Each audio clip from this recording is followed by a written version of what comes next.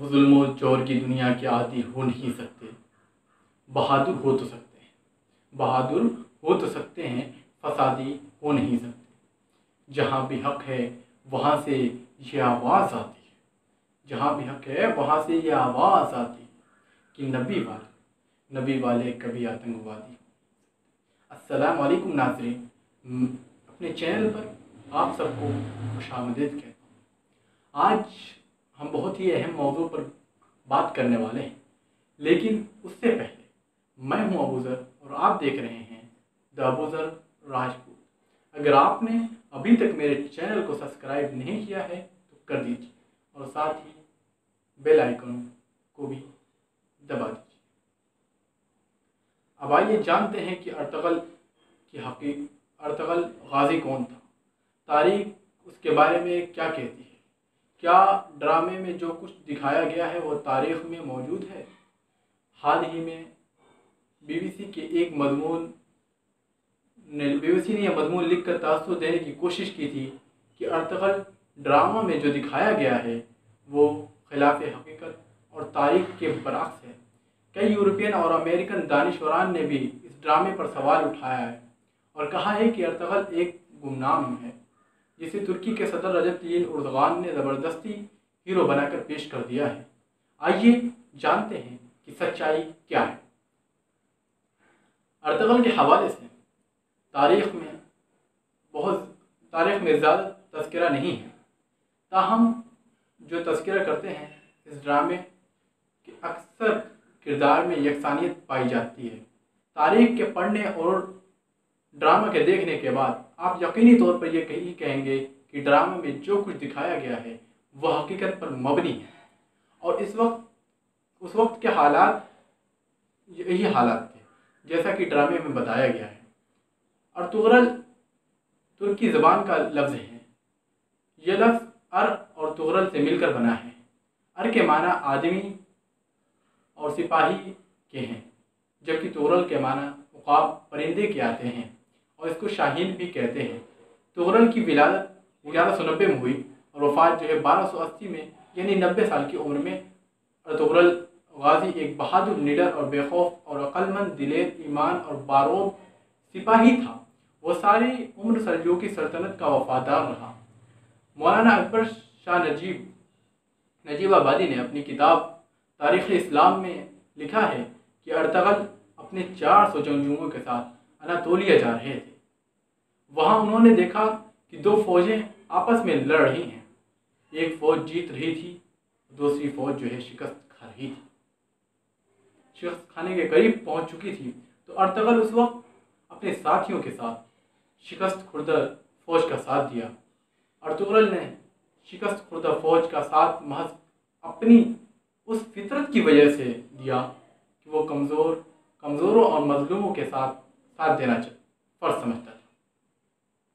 اس نے یہ جاننے کی کوشش نہیں کی کہ یہ فوج کون سی ہے اور اس کے بدلے کیا انعام ملے گا۔ ارطغرل کی حمایت کے بعد جیتی ہوئی فوج شکست سے دوچار ہو گئی اور جو فوج ہار رہی تھی وہ جیت گئی۔ اسی طرح جنگ کا پاسا بدل گیا اور ارطغرل نے جس فوج کا ساتھ دیا تھا وہ سلجوق سلطنت کی فوج تھی اور سامنے منگولوں کی فوج تھی، اور بعض مورخین نے صلیبی کی فوج لکھا ہے۔ بہرحال سلجوق سلطان علاء الدین نے ارطغرل کی اس بہادری سے خوش ہو کر انہیں سوغوت کا علاقہ جاغیر کے طور پر دے دیا اور اپنا سردار اعلیٰ منتخب کیا۔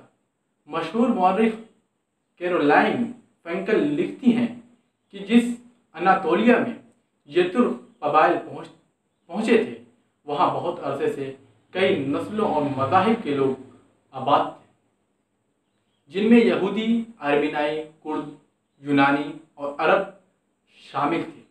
اس علاقہ کے مغرب میں ماضی کے مقابلے میں بہت کمزور بازنطینی سلطنت تھی، جس کا اختیار اچھے دنوں میں اناطولیہ سے ہوا شام تک تھا، اور مشرق میں سلجوق جو اپنے آپ کو رومی سلجوق کہتے تھے۔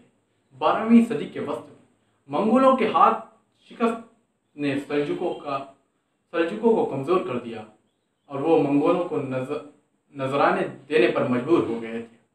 ماضی کی دو طاقتیں، حکومت کا اختیار ان کی سرحدوں کے درمیان واقع غیر یقینی صورتحال کے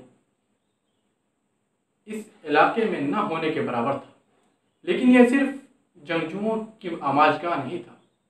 مہم جوئی کرنے والوں کے علاوہ یہاں وہ لوگ بھی تھے جن کے پاس جانے کے لیے کوئی اور جگہ نہیں تھی۔ معتبر تاریخی حوالوں سے یہ بھی معلوم ہوتا ہے کہ ارطغرل کا تعلق ترک قبائل کی شاخ قائق قبیلہ سے تھا اور ان کا خاندان بیگ سردار کہلاتا تھا۔ یہ قبیلہ عقیدتاً اہل سنت والجماعت سے منسلک تھا۔ تاریخ کی کتابوں میں ارطغرل کی زندگی کے احوال اور اس کی سرگرمیوں سے متعلق زیادہ معلومات نہیں ملتی، البتہ ان کے بیٹے عثمان اول کے ڈھالے ہوئے سکوں سے تاریخی طور پر ان کے وجود کی تصدیق ہوتی ہے۔ ان سکوں میں عثمان اول نے اپنے والد کا نام ارطغرل ضرب کروایا تھا۔ 7 صفحات پر ایک قدیم دستاویز بھی ترکی میں موجود ہے جس میں ارطغرل غازی کی منگولوں اور صلیبیوں کے ساتھ اس کی جد و جہد کا تذکرہ موجود ہے۔ عثمانی دستاویزات میں ارطغرل کا نسب کچھ یوں ملتا ہے: ارطغرل بن سلیمان، شاہ بن قندس، علب بن کوک، علب بن ساروخ بن علب بن قائی بن علب بن قائی قبیلہ اور انہی سے منسوب ہے۔ کئی مورخین نے لکھا ہے کہ ارطغرل غازی اسلام کی سربلندی کی خاطر جد و جہد کر رہے تھے اور اس وقت کے موجود ترک قبائل سے ان کی سوچ بالکل الگ تھی۔ ایک عظیم مشن اور مقصد کے تحت وہ ترک قبائل کو متحد کر رہے تھے اور صلیبیوں اور منگولوں کے ساتھ لڑتے تھے۔ ان کی عظیم آرزو تھی کہ ایک عظیم اسلامی سلطنت کا قیام عمل میں آئے۔ وفات کے 10 سال بعد سب سے چھوٹے بیٹے غازی عثمان اول نے ان کا یہ خواب پورا کیا اور ایک عظیم شان سلطنت عثمانیہ کی بنیاد رکھی۔ ترکی کے شہر سوغوت میں ارطغرل غازی کے نام کی ایک مسجد اور ایک مزار ہے۔ ارطغرل کے بیٹے عثمان نے اس کی تعمیر کی تھی اور پھر عثمان کے بیٹے اورحان غازی نے اس میں اضافہ کیا۔ اسی مقبرے میں حلیمہ سلطان اور ترغت وغیرہ کی بھی قبریں ہیں۔ ناظرین اکرام، اس ڈرامہ کے پیش کیے گئے پلاٹ اور تاریخ میں درج واقعات کا جائزہ لینے کے بعد ہم اس نتیجے پر پہنچے ہیں کہ ڈرامہ اور ارطغرل میں کوئی تضاد نہیں۔ ڈرامہ میں پیش کی گئی فکر اور جد و جہد صلیبیوں اور منگولوں سے لڑائی حقیقت پر مبنی ہے۔ ارطغرل کا تعلق ایک خانہ بدوش قبیلہ سے تھا جس نے عظیم اسلامی سلطنت کا خواب دیکھا اور اس کا خواب پورا ہوا اور اس کے نام سے منگول اور صلیبیوں پر ہیبت طاری ہو جاتی تھی، اور آج اس کے کردار پر ڈرامہ بننے کے بعد پھر یورپ اور امریکہ پر اس غازی کا خوف طاری ہو گیا ہے۔ یہ بھی سچ ہے کہ ڈرامے میں کچھ ایسے کردار ہیں جن کا تعلق اس عہد سے نہیں ہے، جس پر ہم اگلی کسی ویڈیو میں بات کریں گے۔ تو ناظرین، آپ نے دیکھا، یہ تھی ایک ارطغرل کی تاریخ۔ اگر آپ بھی دیکھنا چاہتے ہیں ارطغرل غازی تو اس وقت یوٹیوب پر بھی اویلیبل ہے اور بہت ساری جگہوں پر ہے۔ بہرحال میں آپ کو اس کے کچھ حقیقت بتا کر اب آپ سے میں اجازت چاہتا ہوں۔ اب میں آپ سے ملوں گا اگلی ویڈیو میں انشاءاللہ نیو کنٹینٹ کے ساتھ۔ لائک اور شیئر اینڈ سبسکرائب کریں اور زیادہ سے زیادہ لوگوں تک اس بات کو پہنچانے کی کوشش کریں۔ السلام علیکم، ملتے ہیں انشاءاللہ اگلی ویڈیو۔